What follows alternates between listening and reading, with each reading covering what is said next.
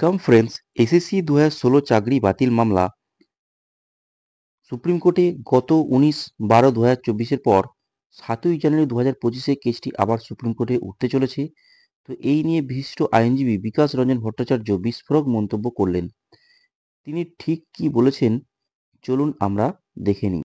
একটা নিয়োগ প্রক্রিয়াকে আমরা বলছি দুর্নীতিগ্রস্ত নিয়োগ প্রক্রিয়া, এবং এটা নিয়ে অনেক তর্ক বিতর্কের পর শেষমেশ কলকাতা হাইকোর্টের বিশেষ ডিভিশন বেঞ্চ জানায় গোটা প্যানেল বাতিল করতে হবে।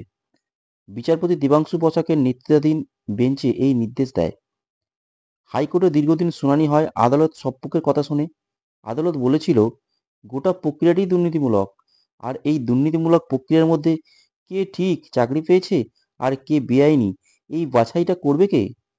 যে জিনিসের উৎপত্তিটাই একটি দুর্নীতির মধ্যে দিয়ে, তার ফসলটা সবই দুর্নীতিগ্রস্ত। অনেকের কষ্ট হবে ঠিকই, কিন্তু তারা সুপ্রিম কোর্ট থেকে যে অন্তর্বর্তী আদেশ নিয়েছিল সেখানেও তো বলা হয়েছিল যে টাকা ফেরত দিতে হবে। এই সব জেনেই তো তারা কাজ করছেন। স্পষ্ট কথা বলতে আপত্তি কোথায়? যে প্রক্রিয়াটি দুর্নীতিমূলক সেটি বাতিল করা হোক, পরীক্ষা হোক, অসুবিধা কোথায়? যারা যোগ্য ঠিক তারা যোগ্যতার পরিচয় দিতে পারবে, এর মধ্যে অসুবিধা তো কিছু নেই। এখন সুপ্রিম কোর্ট কি বলে দেখা যাক। ভারতবর্ষের সুপ্রিম কোর্টের আগেও এরকম বহু রায় দিয়েছে যেখানে সবার চাকরি বাতিল হয়েছে, ছাত্রদের ক্যারিয়ার নষ্ট হয়েছে।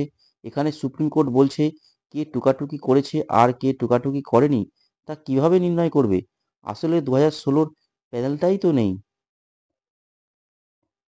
প্রসঙ্গত, এক্ষেত্রে বলে রাখি এসএসসি 2016 মামলাটি প্রধান বিচারপতি সঞ্জীব খান্নার বেঞ্চে 7ই জানুয়ারি 2025 কিন্তু উঠতে চলেছে। তো সেদিকে আমাদের নজর থাকবে। ততক্ষণ ভালো থাকুন, সুস্থ থাকুন। ধন্যবাদ।